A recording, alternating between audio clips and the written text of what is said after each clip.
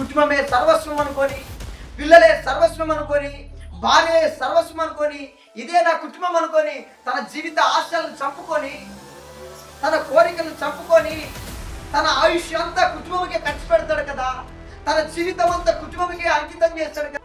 నా తండ్రి ఏది కొనివ్వడం లేదు, నా తండ్రి నేను అడిగింది ఏది ఇవ్వడం లేదు, నా తండ్రి అసమర్థుడు, నా తండ్రికి ఏది చాత కాదు. అయ్యో మా నాన్న చనిపోయాడని పరుగును వెళ్ళి తండ్రి దగ్గర పడి, నానా నన్ను క్షమించు, నానా నన్ను క్షమించు, నాన్న నన్ను క్షమించు నాన్న అని వేడుస్తూ నానా నేను చంపాలనుకున్నా.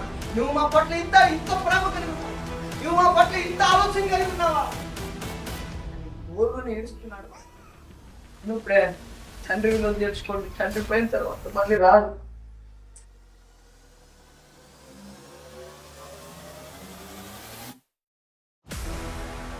మంచిదండి, తండ్రులందరూ విన్నారు. ఇప్పుడు తండ్రిని పుట్టిన కుమారుల గురించి కూడా దేవుడు స్పష్టంగా బయలుపరిచాడు. ప్రేమ దేని వల్ల ఆ విషయాన్ని నేను వివరిస్తానండి. చూడండి, ప్రేమ దేని వల్ల నేటి సమాజంలో మనం చూసుకుంటే తల్లిదండ్రులు సమానులే. ఏమన్నారు? తల్లిదండ్రులు సమానమైనప్పటికీ ఒక్క మెట్టు మాత్రం ఎవరు ముందుకు వస్తారంటే తల్లే వస్తుంది. ఏమొస్తుంది?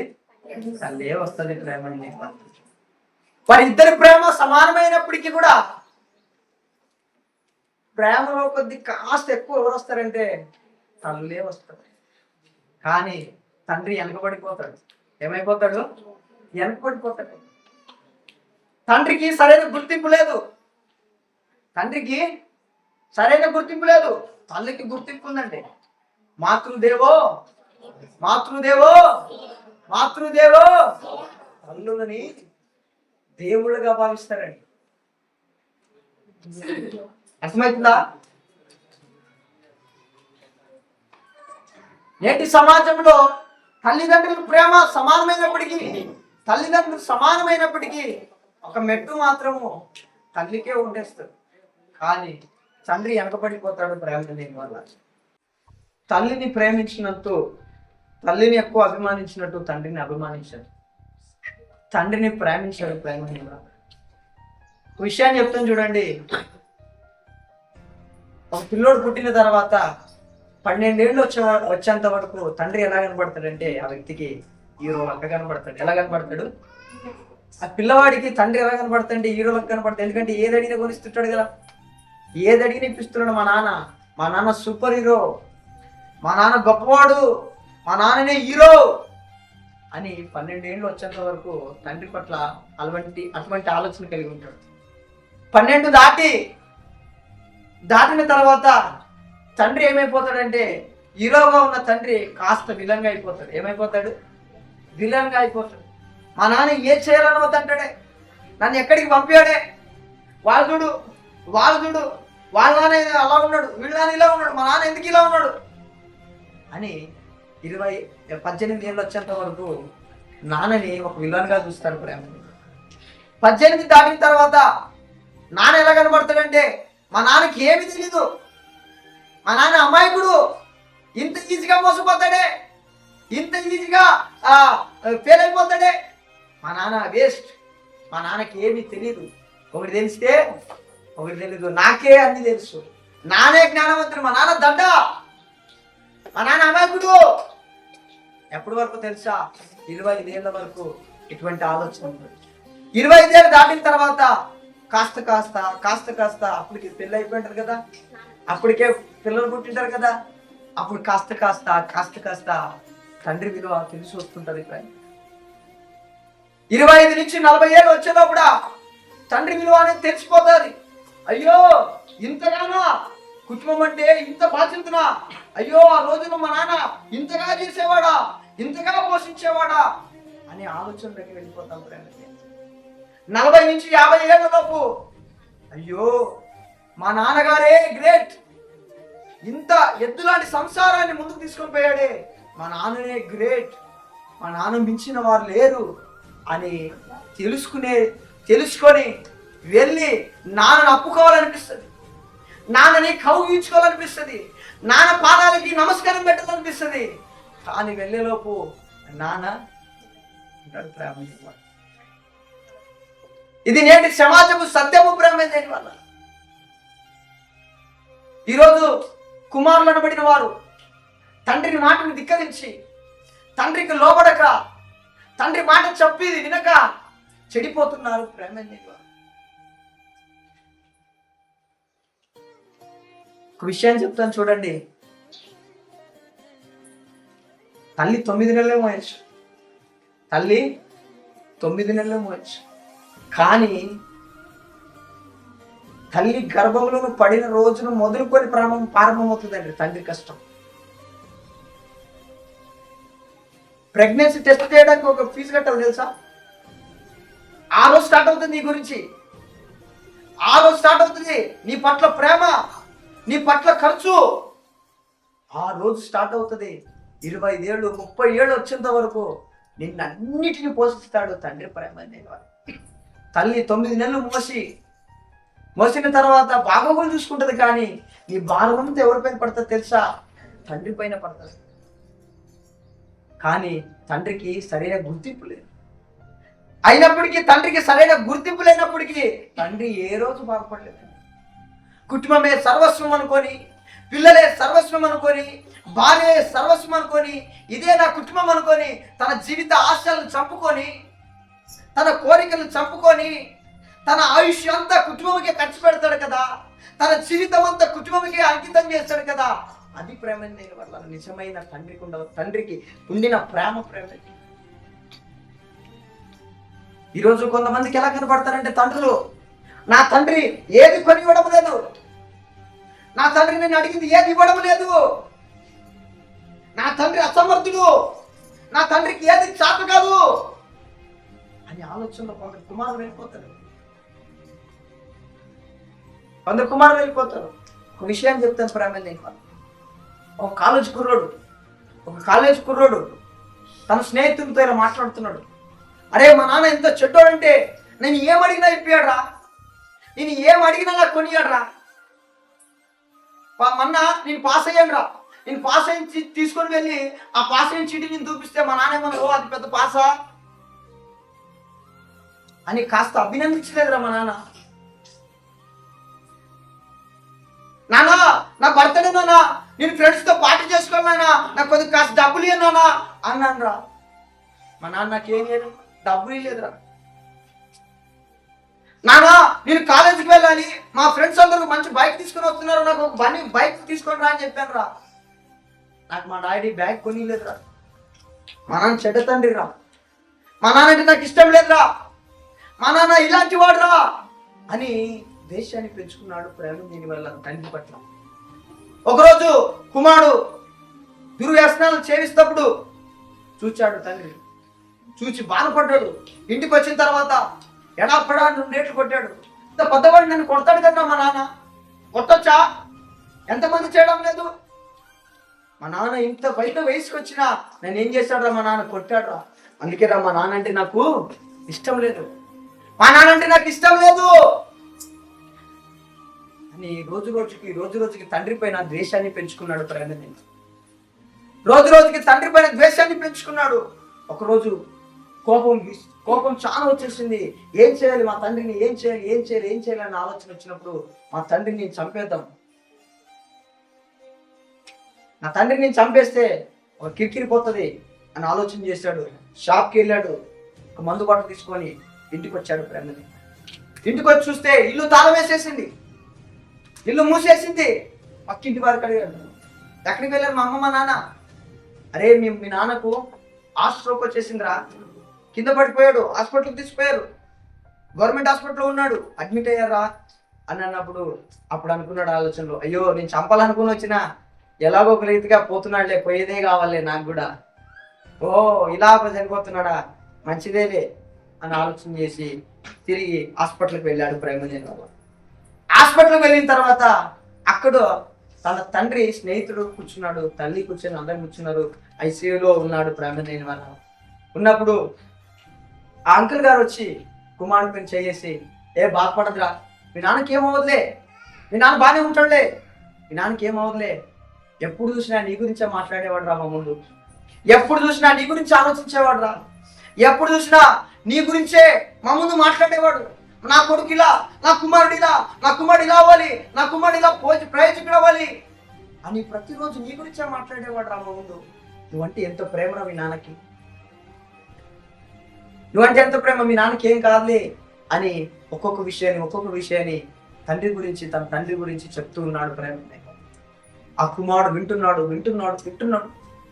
మా అన్న నీకేదో బర్త్డే ఉంటే డబ్బులు ఇవ్వలేదంట కదా, ఆ విషయాన్ని కూడా చెప్పాడు రా.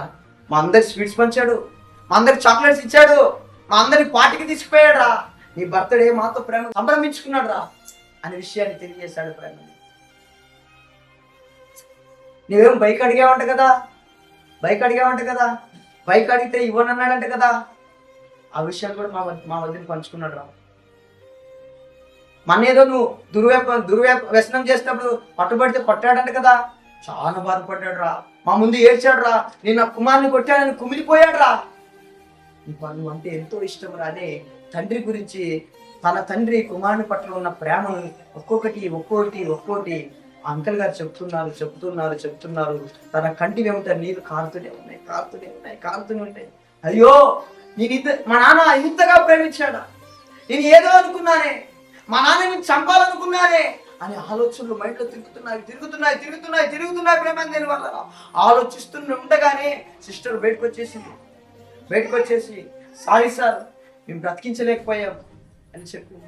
ఇది విన్న కుమారుడు అయ్యో మా నాన్న చనిపోయాడని పరుగును వెళ్ళి తండ్రి దగ్గర పడి, నానా నన్ను క్షమించు నానా, నన్ను క్షమించు నానా అని వేడుస్తూ నానా నేను చంపాలనుకున్నాను, నువ్వు మా పట్ల ఇంత ప్రేమ కలిగి ఉన్నావా, నువ్వు మా పట్ల ఇంత ఆలోచన కలిగి ఉన్నావా అని గోరుని ఏడుస్తున్నాడు.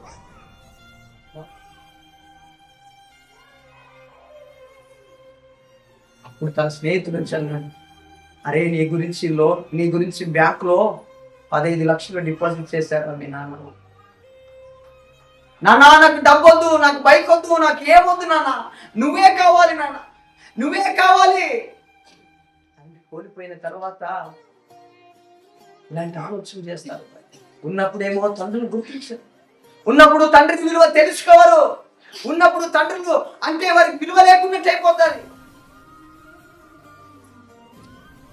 ఉన్న తర్వాత ఉన్న రోజులే, ఉన్నన్ని దినాలే తండ్రిని బాగా చూసుకోండి, తల్లిని బాగా చూసుకోండి. తల్లిదండ్రులు ఎన్నో ఆశలు ఉండొచ్చు మీ పైన. ఇటువంటి సిచ్యువేషన్లు నేటి ప్రపంచంలో ఎన్నో చూస్తున్నాం. నేను మొన్ననే తమిళనాడులో ఒక సిచ్యువేషన్ ఘటన జరిగిందండి. అది చూసినప్పుడు ఎంతో బాధేసింది. తన కూతురు ఒకరిని ప్రేమించి నైట్ పారిపోతున్నారు ప్రేమ దేని వల్ల. ఈ విషయం తండ్రికి తెలిసింది. తండ్రి వెళ్ళి ఏం చేస్తున్నాడు తెలుసా, అమ్మా కూతురా దయచేసి ఇంటికి రామ్మా అని కాలు పడుతున్నాడు. ప్రాణం కూతురు కాలు పడుతుంటున్నాడు. అమ్మా తల్లి నీకేం కావాలని ఇస్తానమ్మా, వద్దమ్మా, ఇలా వెళ్ళడం మంచిది కాదు తల్లి, నేను ఎంతగానో ప్రేమించాను కదా, నీకేం తక్కువ చేశానమ్మా, అమ్మా దయచేసి ఇంటికి రా తల్లి అని ప్రాధాయపడుతున్నాడు ప్రాణం దేని వల్ల. కానీ ఆమె వెళ్ళడం లేదు. ఆమె తన ఆ తండ్రి నుంచి దూరం అయిపోతుంది, కానీ తండ్రిని ఆ బాధని ఎరగలేకపోతుంది. ప్రేమ నైట్ పూట పారిపోతున్నప్పుడు తండ్రి వచ్చి కాళ్ళపైన పడి వేడుకుంటున్నాడు, మా వెళ్ళదు దయచేసి. ప్రేమ దేని వల్ల తండ్రులకు కూతుర్లు అంటే కొద్ది ప్రేమ ఉంటుందండి.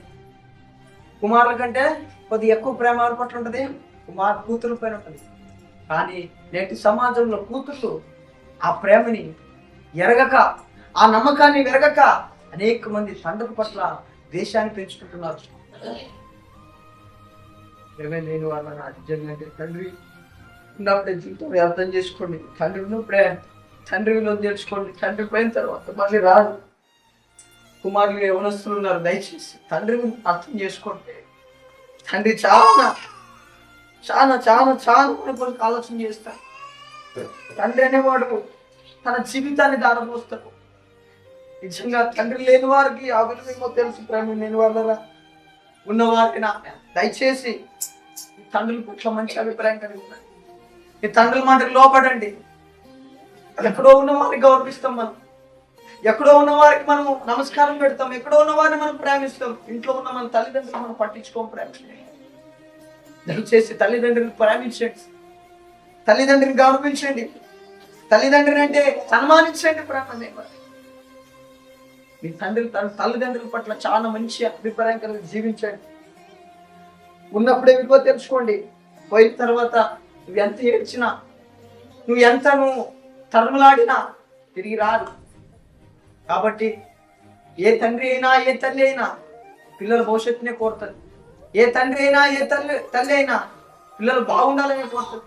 ఏదైనా స్వార్థం లేని ప్రేమ ఈ సమాజంలో ఉందంటే అది తల్లిదండ్రుల ప్రేమ. చివరిగా భోజనాన్ని నేను చూపించి నేను వాక్యాన్ని ముగిస్తానండి. ఎఫెసీయులకు రాసిన పత్రిక 6వ అధ్యాయం 1వ వచనం. ఎఫెసీయులకు రాసిన పత్రిక 6వ అధ్యాయం 1వ వచనం. పిల్లలారా ప్రభువునందు మీ తల్లిదండ్రులకు విధేయులై ఉండండి. ఇది ధర్మము. నీకు మేలు కలుగునట్టు నీ తండ్రిని తల్లిని సన్మానించుము. అప్పుడు నీవు భూమి మీద దీర్ఘాయుష్మంతుడు. దేవుడు తెలియజేస్తున్నాడు, మీ తల్లిని తండ్రిని సన్మానించండి, తల్లిదండ్రులకి విధేయులై ఉండండి, తల్లిదండ్రుల మాటకు లోబడండి, తల్లిదండ్రులను సన్మానించండి. ఒకవేళ మీరు ఇలా చేస్తే మీరేమవుతారో తెలుసా? దీర్ఘాయుష్మంతులు, దీర్ఘంగా జీవిస్తారు. ఇక్కడ అనేక మంది పంతులు ఉన్నారండి. మీ తండ్రులు మీకు లేరు, కానీ మీకు ఇప్పుడు అనిపిస్తుండొచ్చు, అయ్యో మా నాన్న ఉంటే ఎంత బాగా చూసుకునేవాడిని కదా, మా నాన్న ఉంటే ఇలా చూసుకునేవాడు కదా, మా నాన్న ఉంటే ఇలా అల్లరి ముద్దుగా నేను నా ముందు ఉండేవాడు కదా అని ఆలోచన రావచ్చు.